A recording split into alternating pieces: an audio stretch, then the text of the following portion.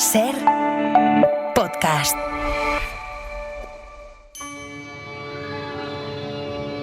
Este viernes la biblioteca de Don Asensio en Hoy por Hoy se convirtió en una cueva, en una madriguera de lobos. ¡Qué fuerte lo de la historia de Samuel! ¿Quién? El personaje de la novela de hoy de David Muñoz Mateos. Fue abandonado y vivió en el bosque amamantado por una loba. Anda, como Rómulo y Remo. Bueno, de alguna forma, a los empleados de esta biblioteca también nos ha criado una loba los últimos 7 años. Ahora mismo, esta biblioteca es como una cueva madriguera de la Sierra de la Culebra. Hace mucho frío. Ay, tengo miedo. Si la loba se va, ¿qué hacemos los lobeznos y las lobeznas? Joder, pues tendremos que buscarnos la vida. Nadie nos dijo que nos fuese a amamantar toda la vida. ¿Y nos tendremos que mezclar con otras manadas? Hay una manada del norte que dicen que está bajando y igual nos acogen. Pero tendremos que abandonar esta cueva de libros. Fuera hace mucho frío. Tranquilos, llega el verano. ¿El verano? ¿Tendremos que cazar solos en verano? Alguna presa fácil se pondrá a tiro. No os preocupéis. A ver, esto no es nuevo, esto ha pasado siempre.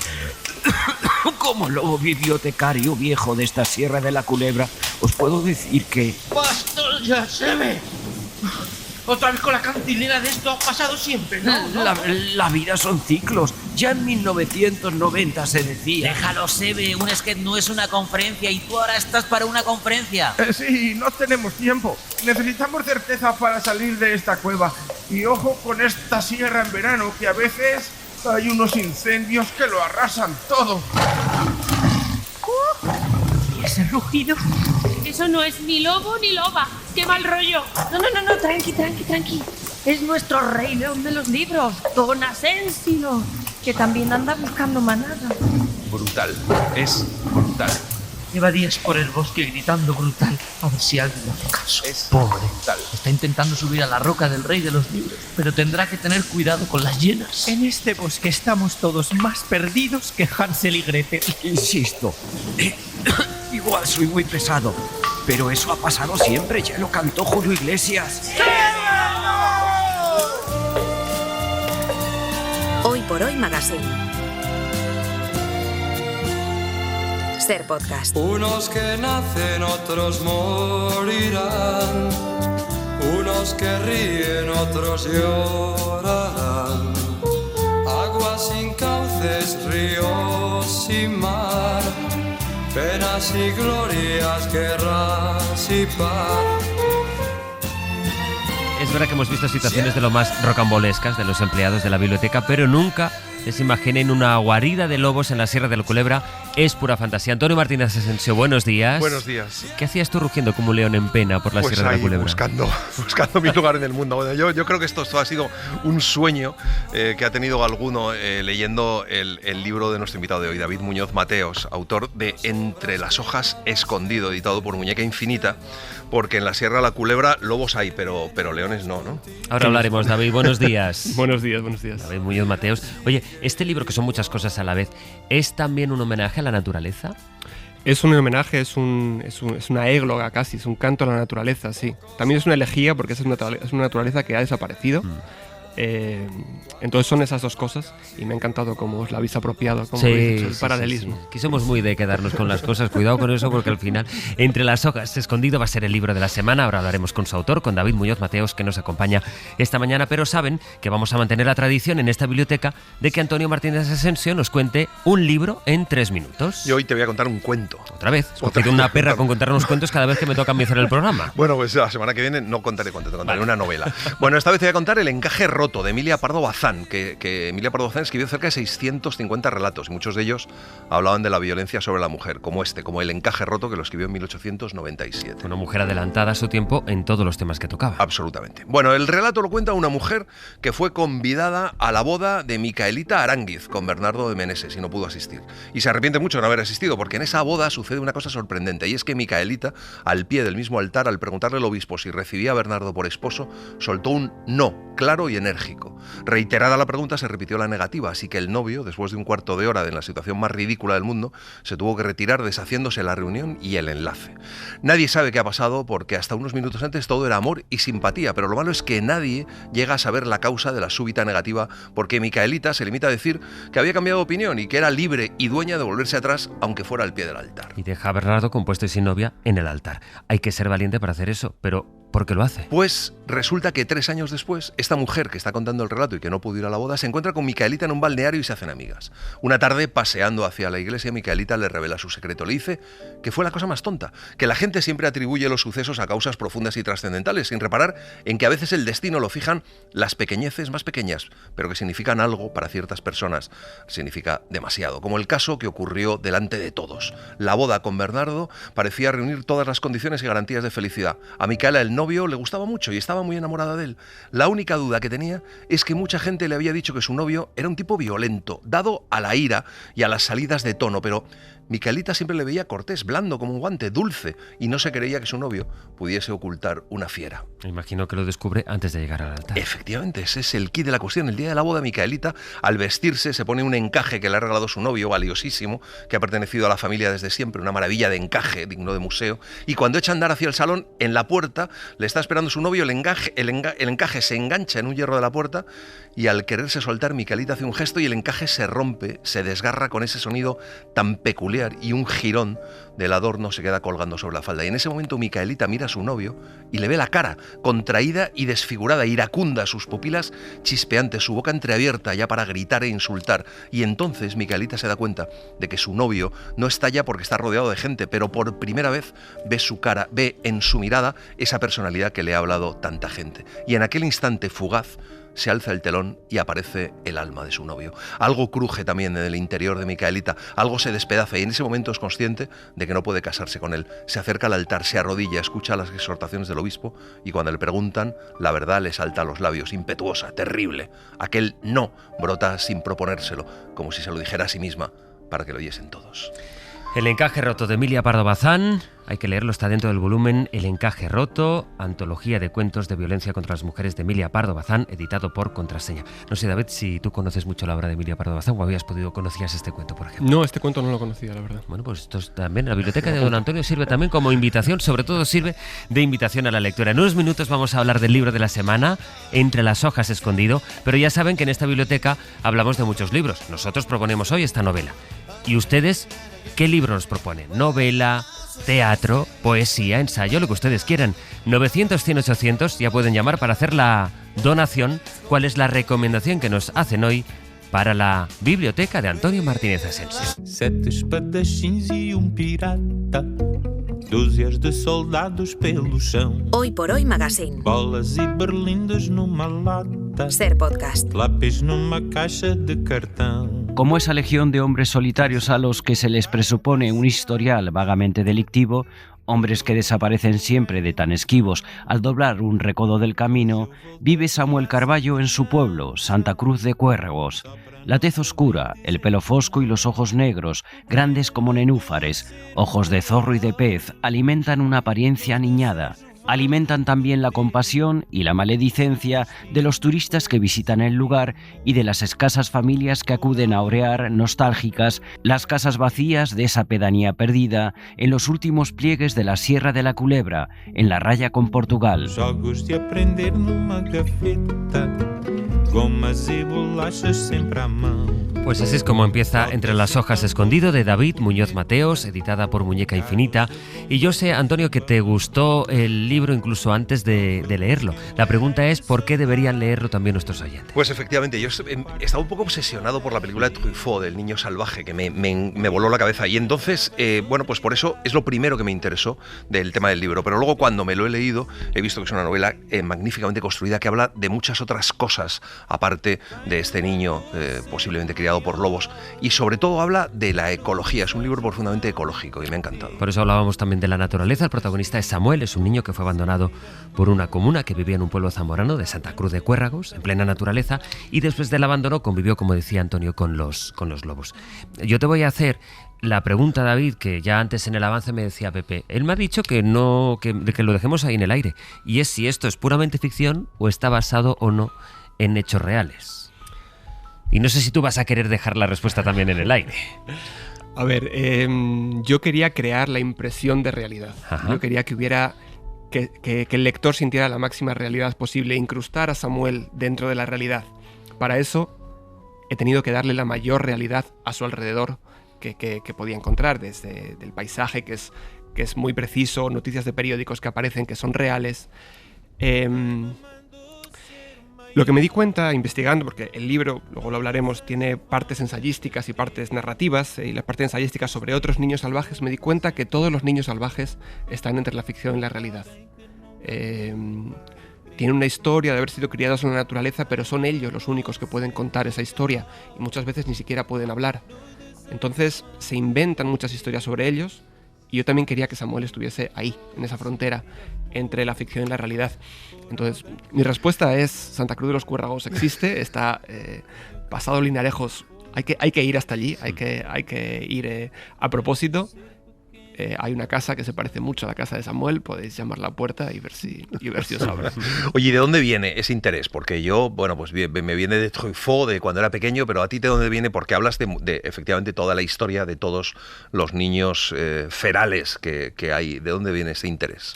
Pues también viene desde pequeño, claro, Mowgli, Tarzán, Rómulo y Remo. De repente te encuentras, tú eres un niño y te encuentras que hay niños que en vez de tener unos padres, un padre, una madre, o dos padres, dos madres, son criados por animales, por lobos, por monos, que hablan con ellos, que piensan como ellos, que se comportan como ellos, y te dices, pero yo también quiero esto. O sea, una parte de ti siente esa fascinación. Claro, vas creciendo y te dices, bueno, son relatos, son historias, son ficciones, y te das cuenta de que no, de que existen. De que está Víctor de l'Aveyron, que es el de la película de Truffaut, de que está Marie-Angélique, una niña algonquina de Estados Unidos, esclavizada y criada en Francia, que se escapó y vivió con los animales, Amala y Kamala en la India. Hay muchos casos, no hay muchos casos, se habla de muchos casos, probablemente no todos son ciertos. Entonces, todo lo que habías imaginado tú como hago ficción cae del lado de la realidad. A mí eso me parecía muy potente. Y luego está el descubrimiento final, que es estas historias que nos hablan de cuál es el límite, desdibujan el límite entre lo humano y lo animal, que nos obligan a repensar nuestro lugar en el mundo. Te das cuenta de que incluso las que son ciertas tal vez no sean ciertas. Entonces estas identidades a caballo entre la ficción y la realidad, digamos que fue ya el descubrimiento que me hizo ponerme a... Te interesaba como tema literario, ahí viste claro. Un filón. ¿Y por qué la Sierra de la Culebra? Bueno, mi familia viene de por allí cerca. Ah, o sea que es realidad el libro. Yo estaba viviendo en Irlanda, trabajaba en una librería de segunda mano y descubrí muchos libros allí que luego empecé a traducir. Mi trabajo es traductor. Muchos libros sobre naturaleza. Me interesaba mucho el tema de lo salvaje. Empecé a traducir muchos libros sobre lobos en Yellowstone, coyotes en Alaska, en Australia. Muchos libros sobre la naturaleza salvaje y sobre lugares donde lo salvaje no había desaparecido, donde el ser humano compartía el poder, compartía la hegemonía como especie con otra especie. Y yo me decía, es que esto pasa en la Sierra de la Culebra. La Sierra de la Culebra es el lugar de Europa Occidental donde mayor densidad de lobos ha habido y de donde nunca se fueron. No es que el lobo esté regresando, sino que siempre estuvo ahí. Y la manera de convivir la gente con ese lobo no tiene nada que ver vivir con lobo que vivir sin lobo. El espíritu de la población, del paisaje cambia. Entonces me apetecía contar una historia sobre ese lugar, y El niño salvaje me daba pie a hablar de lo salvaje que permanece o que regresa en ese territorio. Y la historia la cuentas desde el personaje que es el narrador, que ha convivido con Samuel cuando era pequeño y que decide escribir un libro sobre Samuel. Y entonces cuentas, y está muy bien, cómo él va investigando desde la realidad, desde la actualidad, cómo es él en ese momento, y él mismo, Samuel, es el que va contando con ese lenguaje suyo su historia, ¿no? Esa estructura que es verdad que te acerca a la realidad, porque parece que es efectivamente una investigación periodística sobre este Samuel, ¿no? Y ese personaje pues parece el autor. Esa es la estructura que es interesante, porque claro, vas descubriendo la historia contada por él poco a poco mientras sabes cómo vive en la realidad. Eso es, y la novela en realidad es son las entrevistas que Claro. ellos tienen, lo que pasa de verdad en la novela, más allá de la historia que uno cuenta, de las dudas que tiene el otro, de lo que pasa alrededor. La historia es el choque entre ellos dos, es la relación que ellos mantienen, lo que el narrador observa, lo que al narrador se le escapa. Y eso, pues lo construyó con muchos materiales, mezcla narración y ensayo, que era algo que me interesaba mucho, para ver cómo se conjugan estos dos géneros, que son muy diferentes. La novela permite mantener cosas en silencio, el ensayo tiende a contarlo todo, entonces hay muchos silencios en la novela. El ensayo juega con... suspende el tiempo, que decía esta Valeria Luiselli en el último libro. Sí. Suspende el tiempo, y en el libro hay muchos momentos en que parece que la historia de Samuel sale del tiempo.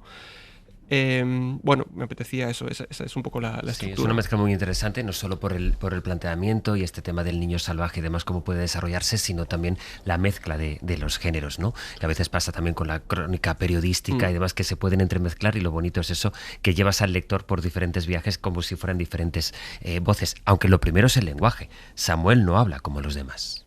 Esa misma idea es así, la idea que yo tengo siempre, en todo el tiempo, dijo antes de reciclar y reorganizar arbitrariamente mis frases. Así me comprendo siempre, después de visitar a especialistas de toda la vida y que son especialistas en mí, que yo no vivo nunca del todo en mi idioma y que hablo así otro idioma que no es el vuestro, que es una vida de imitación del vuestro y nunca un idioma completo, sino un idioma vacío y vacío de personalidad. Y concluyó: por eso, así, sin duda, que no nos conocemos nada del uno del otro, así somos también extranjeros. Claro, un lenguaje entre humano y animal para que pudiera expresarse Samuel y las lectoras pudieran entrar en el personaje. ¿Te has basado en alguna forma de hablar particular, por ejemplo, de la raya, de la zona fronteriza? No.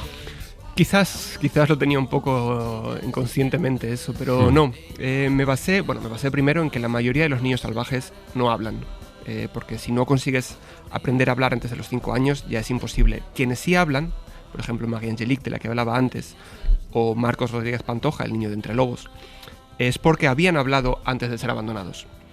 Pierden el lenguaje durante el tiempo que pasan en la naturaleza y lo recuperan, pero lo recuperan de una manera particular. Estudié el lenguaje de Marcos Rodríguez Pantoja, y un pedagogo que después de que a Marcos lo descubrieran en la sierra, lo cazaran, lo llevasen a un internado, lo llevaran a hacer la mili, acabó en Mallorca trabajando en hostelería. Ahí un pedagogo lo encuentra y hace una tesis doctoral sobre él y transcribe su lenguaje. Y es un lenguaje absolutamente dislocado. Y entonces yo me pregunté, al fin y al cabo no es el lenguaje la gramática, la sintaxis, no es la manera que nosotros tenemos de organizar el mundo. Y dije, voy a crear un lenguaje donde Samuel organice, que refleje la manera en que Samuel organiza el mundo. Entonces, por ejemplo, utiliza mucho el pronombre reflexivo, me. En vez de llueve, me llueve. En vez de caen las hojas, me caen las hojas. Como si esa relación que tiene con el entorno tan intensa, tan a carne viva, se filtrase todo a través de él. Utiliza siempre todos los verbos están en presente, porque él mismo dice que todo le está sucediendo, el pasado le sucede, el futuro lo está viviendo ahora mismo, y utiliza así todo el tiempo, que es como el mundo tiene que ser así, un poco para tratar de, ya que él no encaja en el mundo, tratar de plegar el mundo a lo que él quiere que sea. A mí hay una escena que me parece súper emocionante, que es la primera grabación que tiene el narrador de Samuel, ¿no? Que es la primera vez que él empieza a articular palabras en el colegio y empieza a nombrar las cosas, y ya no es como habla ahora, es una cosa absolutamente caótica, pero es muy emocionante ese primer contacto. Y luego me ha interesado mucho esa reflexión que haces también, ese análisis de que hay palabras que sirven para cambiar la realidad, ¿no? Y eso sobre todo en temas religiosos. Yo os declaro marido y mujer. Bueno, pues ya una palabra ha cambiado, ¿no? La realidad, ¿no? El lenguaje es súper importante en la novela. Sí, esa es la teoría performativa del lenguaje de Austin.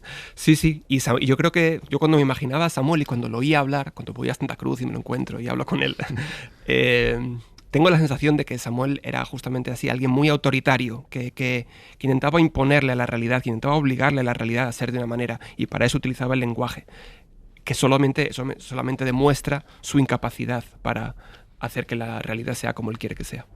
Un niño que busca la manada, lo que tiene que ser un niño feral. ¿Qué sabemos de los niños ferales? A lo largo de los últimos 3 siglos, los niños ferales han desencadenado fascinaciones intermitentes, obsesivas, casi tabúes. Su penosa existencia parecía cuestionar las creencias aceptadas acerca de la naturaleza del ser humano. ¿Somos animales? ¿Somos la cúspide de la creación, la más desvalida de todas las criaturas? De modo que los investigadores que estudiaron sus casos no se acercaron a ellos como a un mero objeto de estudio, sino también como a un posible reflejo, como a un pozo de autoconocimiento, la imagen del hombre antes de la cultura. ¿Qué sabemos, David, de los niños ferales?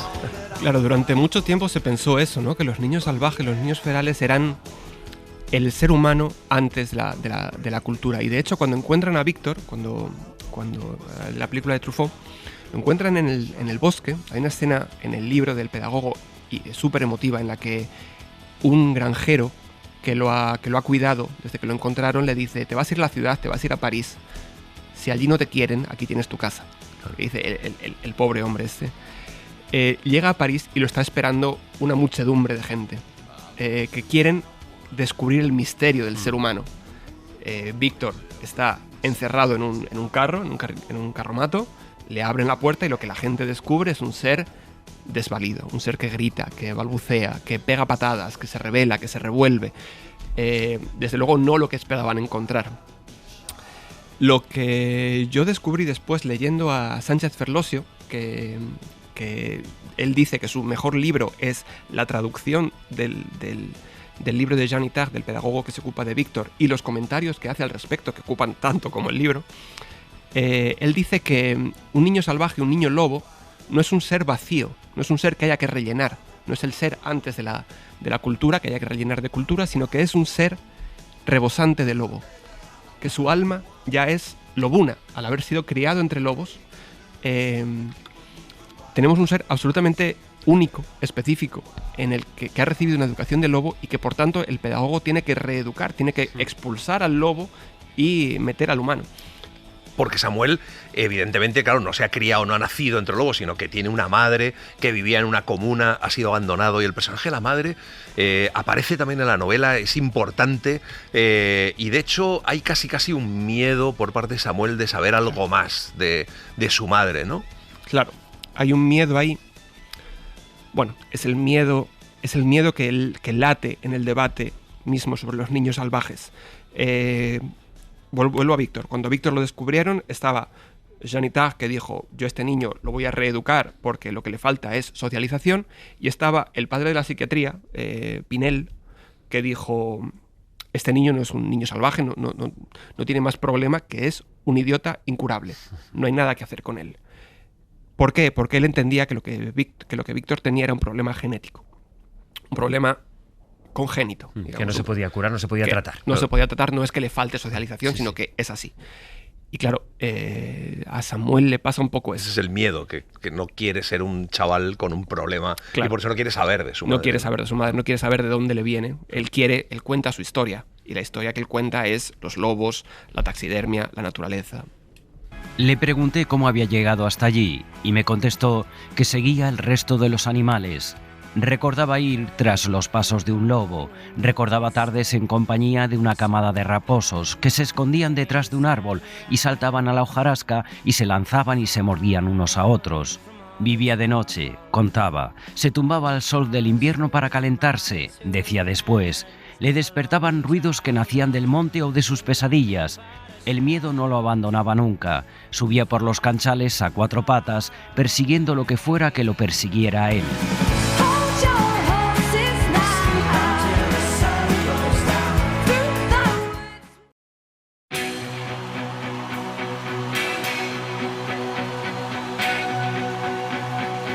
Hoy por Hoy Magazine.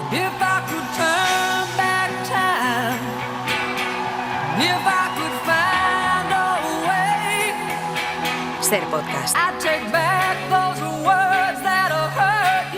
Una característica habitual de la mayoría de los niños ferales es que, una vez capturados, nunca rehacían el camino de vuelta a la naturaleza, nunca definitivamente, al menos.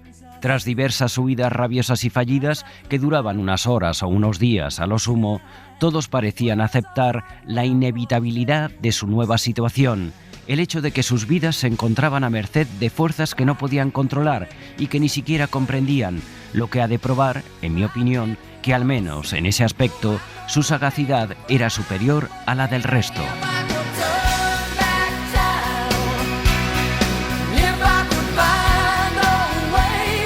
Curioso, este es el último fragmento que vamos a escuchar esta mañana de Entre las hojas escondido, de David Muñoz Mateos, editado por Muñeca Infinita, nuestro libro de la semana. Decía que es interesante porque, claro, contamos y hemos estado hablando desde el principio del caso de los niños que van de la naturaleza a la civilización, digamos.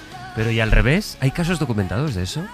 Que yo sepa no. Yo lo que cuento en el libro es que Samuel ya no es capaz de vivir fuera de la civilización, tampoco es capaz de vivir en la naturaleza y se queda a vivir en una casa que es la última casa de un pueblo semi-abandonado, cuyas ventanas dan al bosque, pero la puerta da a la calle del pueblo. Entonces intenta vivir en esa frontera también. Sí. Yo quiero destacar, para terminar, el mensaje tan ecologista que tiene la novela. Cuando habla de repoblación, que es interesantísimo cómo se han hecho las repoblaciones. Cuando habla de la caza, quiero decir, de ecologismo real pegado con la actualidad. Sí, claro. Samuel casi piensa como un animal. Entonces, a través de él, vehiculo un montón de temas que a mí me interesan, evidentemente. Pero intento plantearlos como los vería él, como vería un cerebro casi animal o a medio camino. Temas como la caza, temas como las repoblaciones, temas como la despoblación también. Como el fuego. El fuego. Esto es una tierra muy despoblada, donde el narrador prácticamente certifica la muerte de estos pueblos. Y Samuel un poco está de parte de la naturaleza, que una vez que la gente se va, la naturaleza regresa, lo salvaje regresa, ocupa ese lugar y Samuel casi que le hace el pasillo para que pase. La repoblación con pinos, los fuegos, os decía al principio, toda esta tierra ardió.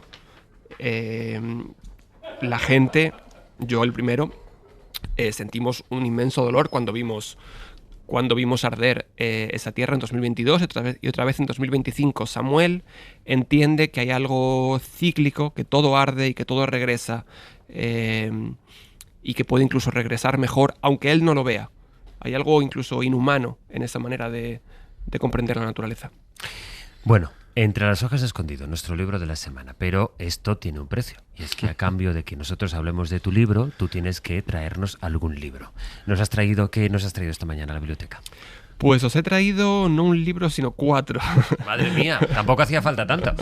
Es un proyecto narrativo, es un único proyecto narrativo de una autora estadounidense que se llama Marilynne Robinson, y son 4 novelas que se llaman Gilead, En casa, Lila y Jack. Las 4 novelas cuentan la historia de dos familias de pastores evangelistas. Cada novela lo hace, todas las novelas son buenísimas, pero juntas ese proyecto narrativo es algo inmenso. Cada novela cuenta la historia a través de un personaje y a ese personaje le llegan las vidas de los otros personajes. Se van entremezclando así y va surgiendo la figura de un solo personaje que para mí es un personaje extraordinario, que es Jack, que es una especie de hijo pródigo, hijo de uno de esos pastores evangelistas que se marchó, que regresa, cometió una transgresión, y todas estas 4 novelas crean ese fresco de personajes absolutamente humanos, absolutamente redondos, conmovedores, y muy, muy atravesados todos por la religión y muy hondos. ¿Qué decimos, Antonio, de la 4 libros por uno? Pues muy bien. Imagínate. Nos los quedamos.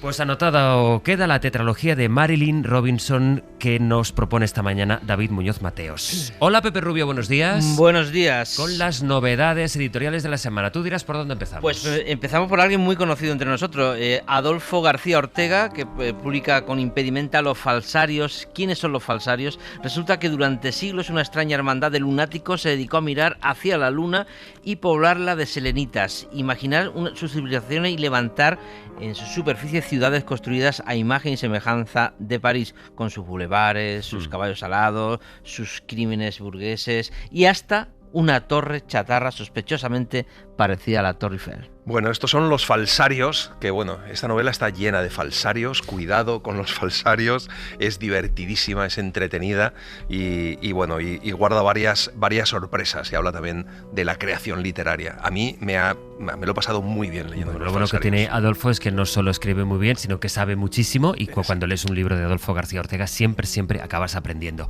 Los falsarios de García Ortega, publicado por Impedimenta. ¿Y la siguiente novedad? Pues una novedad que está volando la cabeza a la actualidad literaria. Está, la verdad, que están las redes sociales trepidando con ¿cómo esto. está la cosa? Con La bola de Daniel Verdú en Alfaguara, una novela que tiene mucho que ver con el periodismo, la historia de una mujer misteriosa que irrumpió en la escena mediática española en 2011, en pleno colapso económico y social.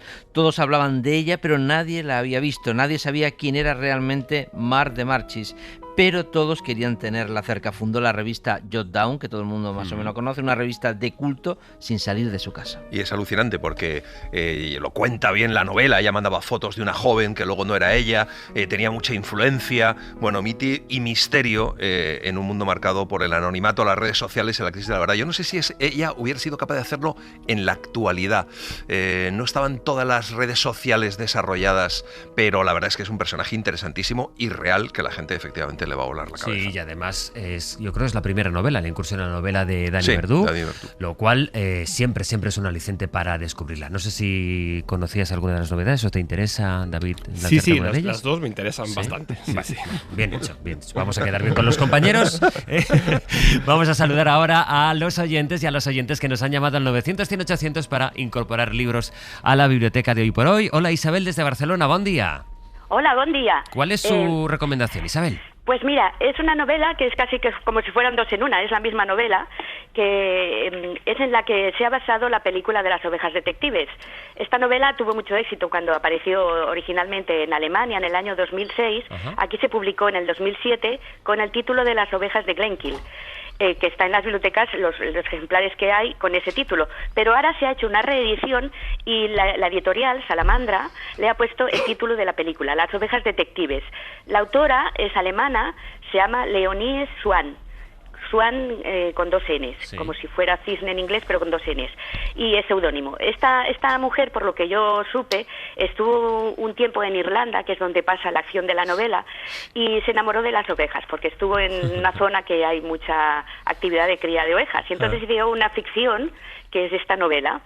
Y esta novela, ya digo, ya oía a Ocaña que no fue muy indulgente con la película, y bueno, haya gustado o no la película, me voy a distanciar de la película, porque la novela es estupenda. Sí, el libro la novela es estupenda. O sea, yo, ahora estoy jubilada, pero era trabajadora de bibliotecas, y tanto a nivel personal como profesional la he recomendado mucho esta novela en su momento, y no conozco a nadie que no le haya gustado. Ahora estoy muy contenta porque para final de temporada de un club de lectura vamos a compartir esta novela, o sea, y estoy súper felicísima. Es una novela muy bonita, o sea, ya digo, tiene más hondura de lo que parece, o sea, va más allá de la cuestión así infantiloide de que unas ovejas hablen, porque viene a ser como una metáfora de la condición humana. O sea, las ovejas sacan una serie de conclusiones de las personas y ya digo, es muy amena, es muy entretenida, o sea, yo la dono y animo a todo el mundo a que la conozca. La incorporamos, Las ovejas de Glenkill, de Leonid Swan. Isabel, muchas gracias. Ahora se llama Las ovejas detectives. Las ovejas detectives, hasta luego. Mira, hablando precisamente de la naturaleza, ¿no? Animales que hablan. Animales que hablan, y además como ella, inspirada allí por las ovejas en Irlanda, dijo, pues aquí tengo yo la novela delante de mis propias narices. Incorporamos, por tanto, Las ovejas detectives, que es como se ha publicado por Salamandra. Rosa, desde Béjar, en Salamanca, buenos días. Hola, buenos días. Dime, Rosa, ¿cuál es tu recomendación? Bueno, pues yo soy una loca lectora que me gusta prácticamente todo, pero no había leído nunca nada de Almudena Grandes, craso error. Craso error. Y hace como 2 meses descubrí que tenía que leer sí o sí los episodios de Una guerra interminable.